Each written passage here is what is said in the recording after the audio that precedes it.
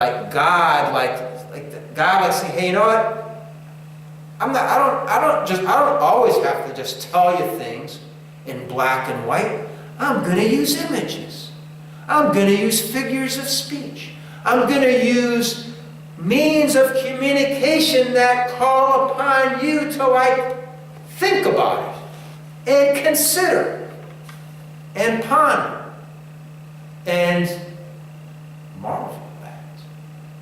Because I'm the creator God of the universe. And that's why Jesus told parables. He said, you know, I'm going to speak to this people in parables, not just in black and white, because that will determine who really cares enough to pay attention and try to figure it out, instead of just, listen. So what amazing pictures we have. And here's what's amazing, folks. It says that the he-goat came from the west.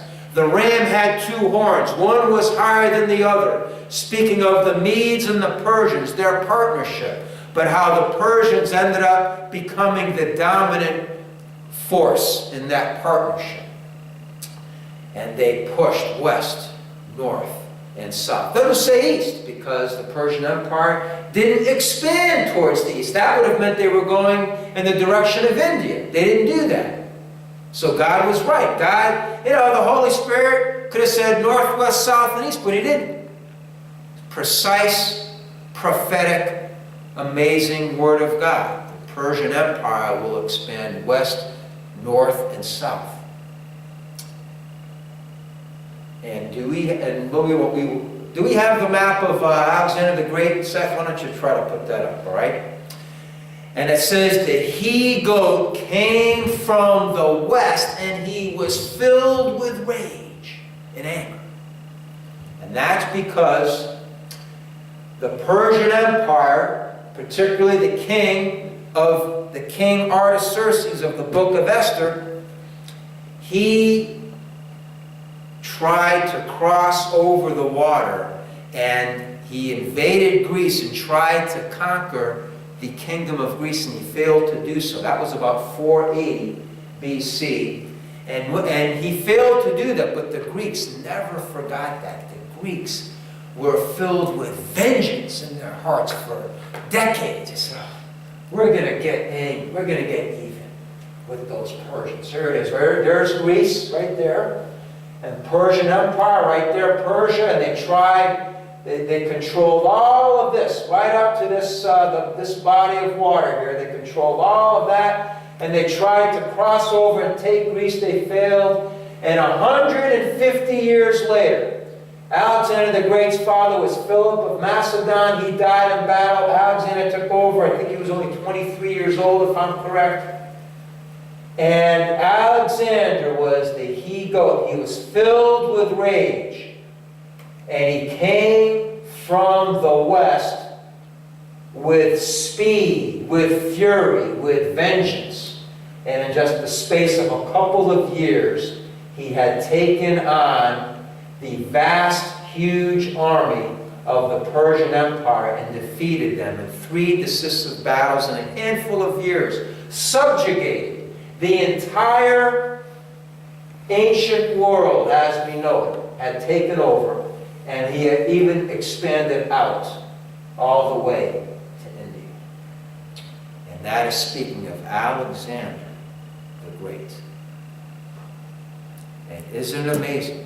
The answer to our question, the man prophesied about the most in the Bible by the living and true God after Jesus Christ, after the Antichrist, after Antiochus Epiphanes, who's a type of the Antichrist. The human being prophesied about the most as a human being was Alexander the Great. Why? Why did God write the most about him as a man on a natural plane than any other man?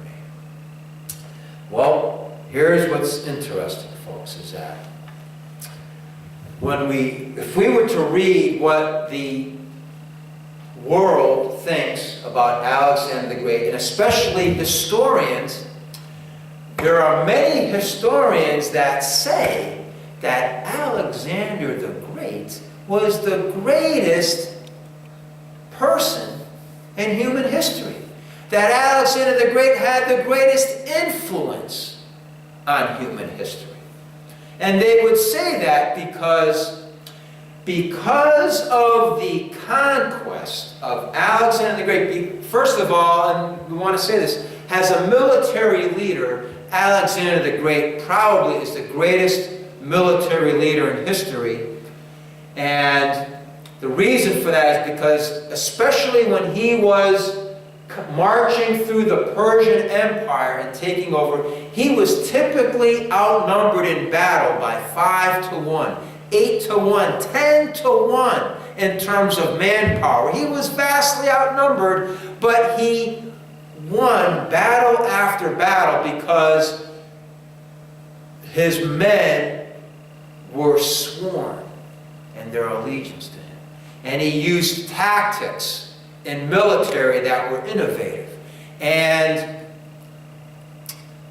it is said that he is considered the greatest because as the Greek Empire expanded, and the Greeks, because they were in control, they began to fill the world with the ideas of their philosophers. Plato, Socrates, Aristotle, who had been arguably, up to that moment in time, on a natural level, very possibly the deepest human thinkers that the world had ever known.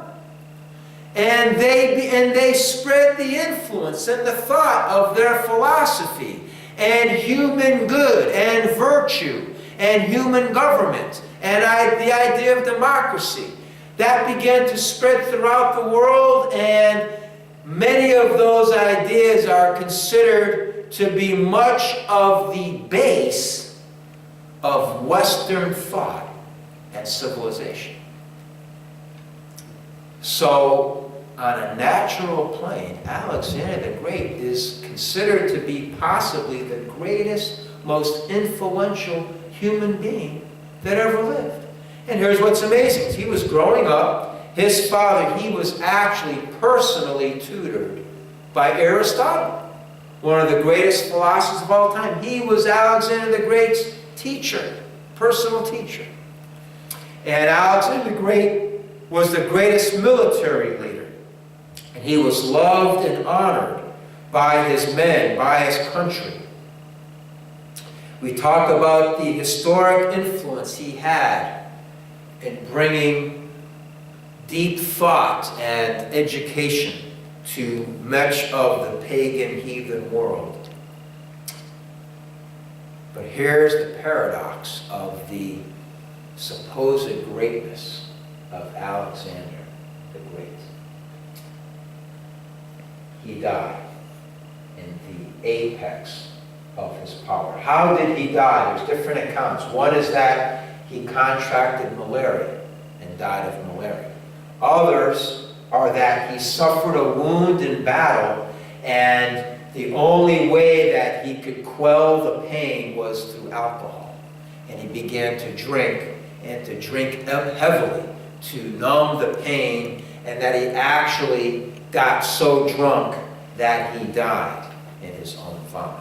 That is the account that actually is perceived to be the most credible. So he died, I want to say, there's a word I'm thinking of, ignominious, he died an uncelebrated death, like a shameful death, a disappointing death. Maybe shameful is too strong a word. He died a death that is maybe unworthy for a man who accomplished so much, but he died. And when he died, what happened? He was loved. He was revered. He was perceived almost to be a god. He was recognized to be powerful and wise and maybe so unusual in history up to that time. And he died. And you would think that his generals, the men under him and said, oh, our great Alexander the Great, our first great king that's brought new power and glory to the kingdom of our great Greece. We need to honor him and act admirably one with another and make him proud of us as we carry on his kingdom. No, that wasn't what they thought. Power struggle, murder, evil. They killed his wife. They murdered his infant son. They said, oh, no, we don't want him. We don't want him to carry on. I want the power. No, I want the power. No, I want the power. And 4 of his generals, and those generals' names were Ptolemy I, Cassander, Lysimachus, and Seleucus I. They entered into war with each other. And men in the Greek military had to decide who they would fight with. And there was infighting within the newly launched Greek Empire. And just like God said 3 different times, the Greek Empire was divided into 4 parts. None of them to his posterity, because he had no posterity. They murdered his only son. So, possibly the greatest man in human history on a natural level, perceived by some to be the most influential, history-altering person in history, he died in an uncelebrated way. And his followers, they didn't love him. They weren't concerned about him. They weren't concerned about his family. They warred and tore and fought at each other. So what is God saying, perhaps, about Alexander the Great? Why did God write the most prophetically about Alexander the Great than any other person? Maybe God, without saying it, is saying, hey, world system, hey, who's ever paying attention? This man who accomplished so much, this man who somehow did things that he shouldn't have been able to do, this man who was so famous and did such amazing things on a natural level through human strength, look at how he died. Look at what happened to his posterity. Look at what happened to the honor and the fame that he should have had. Look at how he was treated by his fellow men. That's the most you can hope for on a human level. I think that's maybe what God is saying. So, but then again, let's, can you put up the map of the 4 divisions of the Greek Empire? But here it is, in the midst of all this, there's something so relevant, because ultimately, what's the objective of these prophetic visions? It has everything to do with the establishing of God's kingdom. What did Gabriel say to Daniel? He said, Daniel, I will tell you what this means before it is, for it is the time appointed for these visions is at the end, not in the ancient world, though that is relevant, of course. That has much to do with what will happen at the end. But it's all about what will come at the end. Is it that one? Yeah, this is it. Great. Okay, so this just shows the division of Alexander, the Greek Empire. The Greek Empire all the way. That's India right there, all the way over here, all the way towards, and this is Greece, and Europe is over here to the west. So there was initially 4 divisions. This is kind of one here, Lysimachus and Cassander, more or less what was Greece. Then you have the Seleucid Empire, which encompassed much of Syria and Mesopotamia. Then you had the Antigonid dynasty, and this you can't read out there, but this says this is Gaza right here. That's the right here. So Jerusalem would be right about here, so we can see that the Greek Empire, again, because Babylon was over here, Persia was over here, so right in the Middle East here still. And this is Ptolemy, this is based in Egypt. Right here, so you got Egypt, the Middle East, Jerusalem, Israel, Syria, and then Syria, Mesopotamia, Iraq, all this Middle East area. But here's what's amazing, because this is Greece, right? Now let's think about it. Where are these prophetic visions beginning? Where is Daniel's time? What's the geographic center of the Bible and where Daniel is? It's in Asia Minor with Babylon and with Persia, and now we're going to Greece. And everything here is still the Middle East, Jerusalem. This is all very much where all the activity is being concentrated, but look at what's happening in the progression of the head empire. Babylon, Persia, Greece, and the fourth empire, which we'll look at next time, is the Roman Empire, which is even further west into Europe. So as the progression of power is changing in the ancient world, it's moving westward. Babylon, Persia, Greece, Rome, Italy. It's moving westward towards Europe. But what is the paradox to that is that what's considered the jewel of these empires, what's considered the most important part of these empires as they're changing hands, is actually the Israel-Syria corridor, because this was becoming more and more important in terms of trade and commerce and the access to the waterways. And Jerusalem, Israel, more and more was becoming a prized area of control, even as the base of power is moving westward. Babylon, Persia, Greece, and Rome. So there's something fascinating that is taking place in terms of what God's plan means, where it's going. And we'll close with this incredible story about Alexander the Great. Now I'm going to say I read this personally.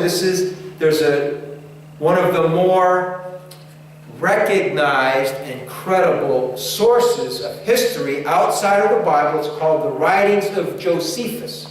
Joseph with a U.S. on the end. He was a Jew who wrote history in the 1st century A.D., and he wrote ancient history going all the way back to the days before Abraham.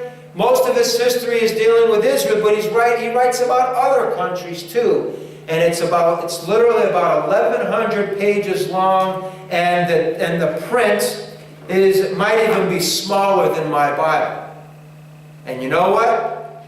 I read the whole thing. You say, how did you read the whole thing? I'll tell you how I did it. It goes back to about 2004 or 2005. I had the writing. I had the books of Joseph. It's a massive, it's like a book like this big, this thick. And it said, hey, this has like about 1,100 pages. What I'm going to do, I'm going to read 5 pages a day.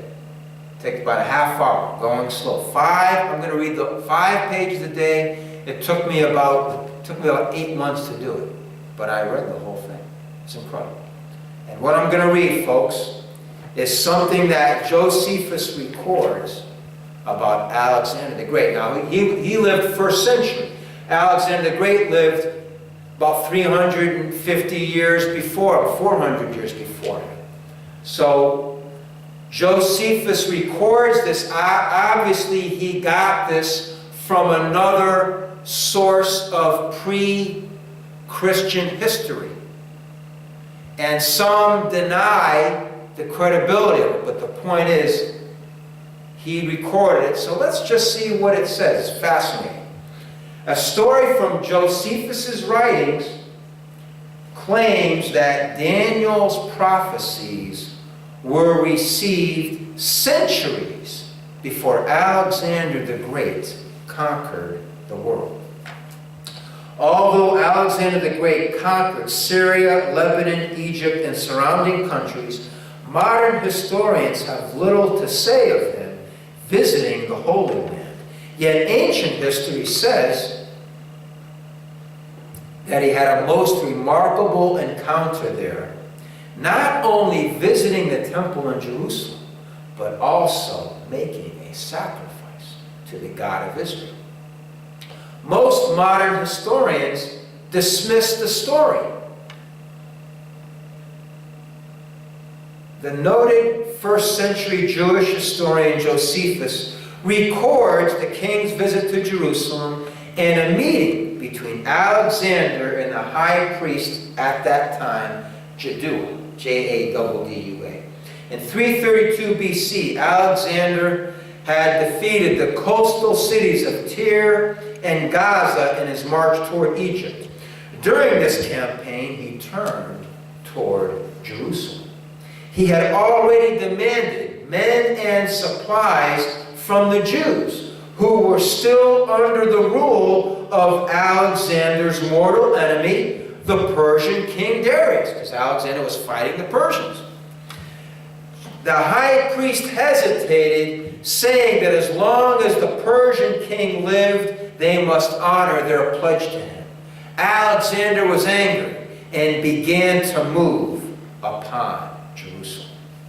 Well aware of the danger, Jaddua asked the people to pray to God for his mercy and protection. Then, records Josephus, Jaddua had a dream as to how to entreat Alexander the Great.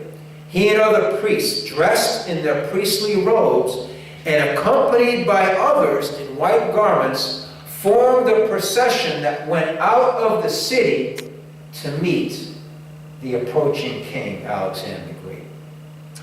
When they met, Alexander did the unexpected.